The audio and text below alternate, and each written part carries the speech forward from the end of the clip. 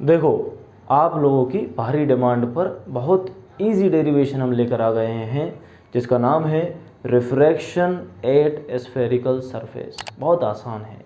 बहुत सारे बच्चे हमें कमेंट्स कर रहे थे कि सर प्लीज़ करा दो करा दो। बहुत सारे बच्चों के मेल आए, मैसेज आए, तो नहीं आया यार। टोटल है ना 5 भी हुए, एक मेरा, 2-3 घर वालों के, 1-2 दोस्तों के, बस है ना। लेकिन एक बच्चे को मैसेज ज़रूर आया था, उसने कहा था सर बना दो, तो उसके लिए वीडियो बना रहे हैं भाई, देख लेना। हमने कोशिश करी है इस वीडियो को आसान बनाने की। ये इम्पोर्टेंट टॉपिक है इसलिए इसकी वीडियो बनाई है। बाकी के सारे वीडियोस जो इम्पोर्टेंट हैं वो मैं अपलोड कर चुका हूँ। किसमें? रे ऑप्टिक्स में जाएं, उससे रिलेटेड सारे डेरिवेशन मिल जाएंगे आपको। प्रिज्म का मिल जाएगा, लेंस में अगर फॉर्मूला, माइक्रोस्कोप और कंपाउंड माइक्रोस्कोप, कंपाउंड माइक्रोस्कोप और टेलीस्कोप इतने तगड़े तरीके से बताया ना भाई सब, सारे डेरिवेशन एक से, यानी एक अगर आपने समझ लिया तो बाकी के इजीली समझ में आ जाएंगे। ठीक है, तो मैं आज आपको बता रहा हूँ गोलीय पृष्ठ से अपवर्तन या फिर रिफ्रैक्शन एट स्फेरिकल सरफेस। देखो बैकग्राउंड में म्यूजिक चल रहा है, ये मानेंगे नहीं, है ना, लेकिन अपने को तो वीडियो रिकॉर्ड करना है उस बच्चे की खातिर, देख लेना। अपने को उसको नेगलेक्ट करना है और वीडियो पे फोकस करना है। तो चलिए शुरू करते हैं गोलीय पृष्ठ पर अपवर्तन या फिर रिफ्रैक्शन एट स्फेरिकल सरफेस।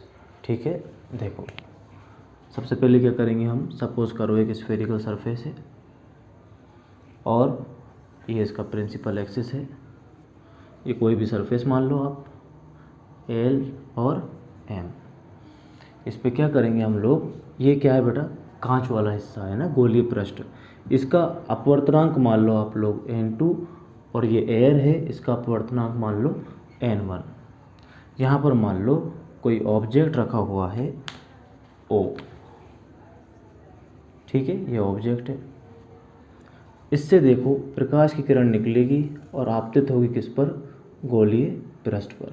तो ये तो क्या कहलाएगी, आपतित किरण या फिर इंसिडेंट रे। इसके बाद ये मीडियम कैसा है हमारा, रेयरर मीडियम है, और ये वाला मीडियम कैसा है, डेंसर, क्योंकि ये गिलास है। जब रेयरर मीडियम से डेंसर जाती है तो नॉर्मल की तरफ मुड़ जाती है। किधर मुड़ जाती है, नॉर्मल की तरफ। अच्छा, इस पर नॉर्मल कैसे ड्रॉ करेंगे, स्फेरिकल पृष्ठ पर, स्फेरिकल सरफेस पर नॉर्मल कहाँ जाके मिलता है, सी पर। सी का मतलब हो गया सेंटर ऑफ कर्वेचर। तो ये क्या होगी इसकी रेडियस, यानी त्रिज्या, वक्रता त्रिज्या जिसको बोलते हैं। अच्छा, रेयरर मीडियम से डेंसर मीडियम में जा रही है, तो होना क्या चाहिए था, रे कैसे जानी चाहिए थी, सीधी। लेकिन जब रेयरर से डेंसर की तरफ जाती है, ये सीधी ना जा करके ये इधर बेंड हो जाएगी, it will bend towards the normal. समझ आई हुई बात। तो ये बना हमारा एक डायग्राम इस तरीके से बनेगा हमारा, क्लियर है। अब इसमें देखते हैं हम लोग, नॉर्मल और इंसिडेंट रे के बीच का जो एंगल होता है वो होता है बेटा I, और नॉर्मल और रिफ्रैक्टेड रे के बीच में जो एंगल होता है वो होता है R। अच्छा, कॉन्सेप्ट कौन सा पढ़ रहे हैं हम लोग, रिफ्रैक्शन। और रिफ्रैक्शन में हमें पता है एक लॉ लगता है जिसको बोलते हैं स्नेल्स लॉ। इसको छोटा कर देते हैं थोड़ा सा, कौन सा लॉ बोलते हैं, स्नेल्स लॉ या फिर स्नेल का नियम। स्नेल्स लॉ क्या कहता है, स्नेल्स लॉ कहता है साइन I अपॉन में sine R is equal to N2 upon N1, N1 sine I N2 sine R, ये स्नेल का लॉ कहता है। अब हमें रिफ्रैक्शन निकालना यानी अपवर्तन निकालना है, तो मुझे एक तो I की ज़रूरत है और एक R की ज़रूरत है, और I और R यहाँ पर है। तो अब अपन क्या करते हैं, सपोज कर लो ये वाला एंगल अल्फ़ा है, ये वाला एंगल बीटा है, ये एंगल गामा है। ये क्यों किया हमने, क्योंकि हम लोग I और R की वैल्यू फाइंड करना चाहते हैं। तो I और R की वैल्यू फाइंड करने के लिए let suppose this is alpha, this is beta, this is gamma. अब सुनना, एक लॉ आपको पता होगा कि कोई भी ट्राइंगल है, उस ट्राइंगल में जो एक्सटीरियर एंगल होता है वो इंटीरियर एंगल के सम के बराबर होता है, यानी x is equal to Y plus Z. ये ट्राइंगल है, ट्राइंगल का ये एक्सटीरियर एंगल कहलाता है यानी बाह्य कोण, और ये कौन से कहलाते हैं, इसके अंत्य कोण। तो बाह्य कोण किसके बराबर होता है, अंत्य कोणों के योग के बराबर होता है, यानी x is equal to Y plus Z. अब I और R निकालने के लिए हम ऐसे ही एंगल लेंगे ओ, इसको नाम दे दो ओ डैश, इसको दे दो एन। देखो आई के लिए ये वाला ट्रायंगल देखें आप, ठीक है, तो ये वाला ट्रायंगल कुछ नज़र आ रहा है आपको, ये देखो ये ट्रायंगल और ये लाइन बाहर जा रही है, इसका मतलब यहाँ पर आई कौन सा हो गया, एक्सटीरियर एंगल या फिर बाह्य कोण, ठीक है भाई। तो अपन कौन सा ट्रायंगल ले रहे हैं, ट्रायंगल ओ एन सी में, ओ एन सी में, या फिर इन ट्रायंगल ओ एन सी, इसमें क्या लगाएंगे, exterior angle is equal to the sum of the interior angles, या फिर मैं ये लिख सकता हूँ I is equal to alpha plus beta, I is equal to alpha plus beta. Next निकालना है अपने को एंगल आर। अब देखो आर के लिए हम चाहें तो ये वाला ट्रायंगल ले सकते हैं वापस, लेकिन इसमें एक्सटीरियर एंगल वो होगा, तो इसके लिए आर के लिए हम कौन सा ट्रायंगल लेंगे, सी एन और इसको मान लो पी, नहीं ना, हाँ सी एन पी, कौन सा ट्रायंगल ले रहे हैं, ट्रायंगल सी एन पी में। इसमें देखो इस वाले ट्रायंगल में एक्सटीरियर एंगल कौन सा है बेटे, बीटा, तो बीटा इज इक्वल टू क्या होगा, R plus gamma, beta is equal to R plus gamma. अच्छा मुझे चाहिए क्या, एक तो आई और आर, तो आई तो मुझे यहाँ से मिला, आर यहाँ से निकालेंगे तो क्या होगा, प्लस का गामा इधर आके हो गया माइनस का, beta minus gamma is equal to R. ध्यान रखें भैया, क्या पढ़ रहे हैं हम लोग, पढ़ रहे हैं refraction through the spherical surface. Spherical surface से रिफ्रैक्शन या फिर अपवर्तन पढ़ने के लिए हमें स्नेल्स का लॉ निकालना है। स्नेल्स की लॉ में आई और आर आता है, आई और आर हम लोगों ने निकाल लिया, लेकिन अल्फा और बीटा हमने माना है, तो इनको क्या करना पड़ेगा, ख़त्म करना पड़ेगा। ख़त्म करने के लिए क्या करते हैं हम लोग, ये देखो ऑब्जेक्ट है, तो ऑब्जेक्ट की डिस्टेंस को किससे वो लिखेंगे बोलो, माइनस के यू से, क्योंकि ये इस साइड है, ये रेडियस है, और इमेज को किससे लिखते हैं आपको पता होना चाहिए, वी से। इस साइड है तो पॉजिटिव दोनों, इस साइड है ये नेगेटिव, ठीक है। अब क्या करेंगे हम लोग, हमें पता है कि जो हमने स्फेरिकल सरफेस ली है या फिर गोलीय पृष्ठ लिया है, इसका एपरेचर बहुत छोटा है, और छोटे एपरेचर के लिए कोण भी बहुत छोटे होते हैं, और छोटे कोणों के लिए टेन थीटा किसके बराबर होता है, थीटा के बराबर होता है, साइन थीटा किसके बराबर होता है, थीटा के बराबर होता है, टेन थीटा थीटा के बराबर, साइन थीटा थीटा के बराबर। तो आप सुने, अब भाई ट्रायंगल लें, और ये जो है एन ओ डैश, ये किसकी तरह बिहेव करेगा, एकदम बिल्कुल स्ट्रेट लाइन की तरह, ये स्ट्रेट लाइन की तरह बिहेव करेगा। इसमें कौन सा ट्रायंगल ले रहे हैं, triangle O N O dash, O N O dash. तो देखें ट्रायंगल ये इस तरीके से दिखेगा हमारे को, ओ डैश ओ एन, इसमें ये एंगल अल्फा बन रहा है, और ये क्या है बेटा, इसकी डिस्टेंस है। तो अपन एक काम करते हैं, इसमें क्या लगाएंगे, टेन थीटा लगाएंगे, है ना। कौन से ट्रायंगल के अंदर लगाएंगे tan theta, triangle O dash N, इन ट्रायंगल ओ डैश एन में क्या लगाया हम लोगों ने, टेन थीटा की जगह क्या आएगा, अल्फा। टेन अल्फा क्या होता है, परपेंडिकुलर अपॉन बेस या लंब बटे आधार। परपेंडिकुलर कितना है, एन ओ डैश, आधार कितना है, माइनस यू, तो सीधा लिख रहे हैं tan alpha is equal to N O dash minus U. और थीटा बहुत छोटा है, तो टेन अल्फा किसके बराबर होगा, अल्फा के, यानी alpha is equal to N O dash minus के you.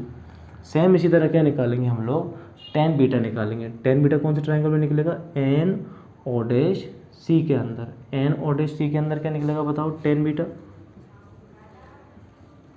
Ten beta is equal to क्या होगा, एन ओ डैश परपेंडिकुलर या लंब बटे आधार कितना है, आर, यानी एन ओ डैश अपॉन में आर।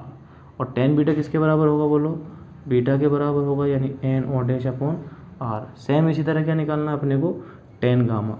टेन गामा कहाँ से निकलेगा, देखो यहाँ से टेन गामा निकलेगा, एन ओ डैश अपॉन में वी।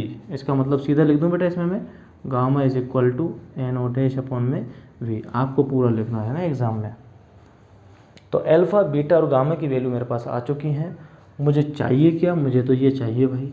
अच्छा इसको दे दो इक्वेशन नंबर 2, इसको दे दो इक्वेशन नंबर 3। अब क्या करना है अपने को, अल्फा बीटा गामा की वैल्यूज़ जो हैं इक्वेशन 2 और 3 में पहले पुट कर देते हैं। किसमें, 2 और 3 के अंदर।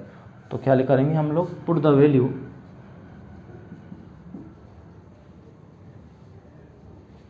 Of alpha beta and gamma in equation number 2 and 3। 2 और 3 में वैल्यू पुट करने पर तो देखें आई इज इक्वल टू क्या है, अल्फ़ा प्लस बीटा।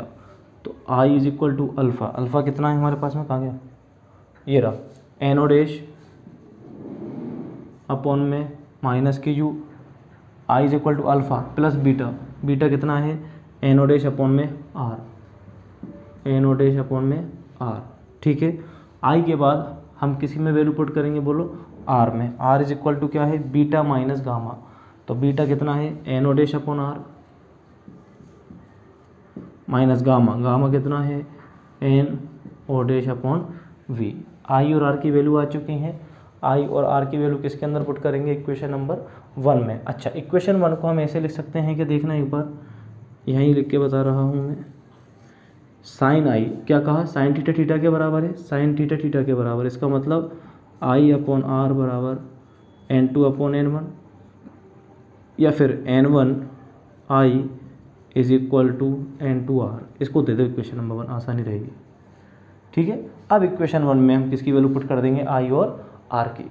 तो इक्वेशन नंबर 1 क्या है, क्या लिखेंगे, put the values in equation number 1, या फिर समीकरण नंबर 1 में आई तथा आर के मान रखने पर। ठीक है, तो देखें N1 की जगह मैंने N1 लिखा, N1 आई है तो आई की जगह ये पूरा उठ के आ जाएगा, माइनस के एनो डैश अपॉन में U plus N O dash upon R. घबराना मत, यूँ मत कहना माइनस नीचे है ऊपर कैसे लगा दिया, ऊपर नीचे बीच में कहीं पे भी लगा सकते हैं, ये एक ही टर्म है। ठीक है ना, आई की वैल्यू हम लोगों ने क्या कर दी, पुट कर दी यहाँ पर। गन्ने का जूस वाला आ गया, इसको निकलने दो। N1 आई हो गया is equal to N2 R, is equal to क्या करूँगा मैं, N2 इंटू आर। आर कितना है बताओ, N O dash upon R minus N O dash upon V. अब देखें ऊपर से एन ओ डैश कॉमन आ रहा है, यहाँ से भी एन ओ डैश कॉमन आ रहा है, तो कैंसिल आउट हो जाएगा वो। अंदर क्या बचेगा, माइनस के 1 अपॉन यू प्लस के 1 upon R is equal to N2 1 upon R minus 1 upon we.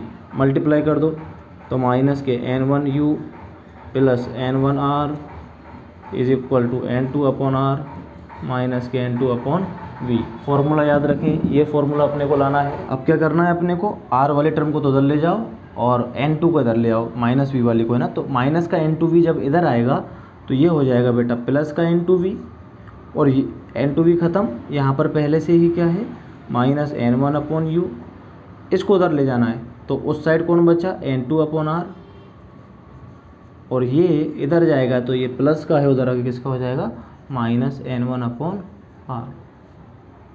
तो क्या लिख सकता हूँ मैं इसको, N2 upon V minus N1 upon U is equal to N2 minus N1 upon R. ये रहा, ये फॉर्मूला हमारे को लेकर के आना था। ये फॉर्मूला है आपका refraction through a spherical surface, या फिर गोलीय पृष्ठ पर अपवर्तन। इम्पोर्टेंट फार्मूला है, एग्ज़ाम्स में पूछा जा सकता है। ये फार्मूला आपको याद होना चाहिए।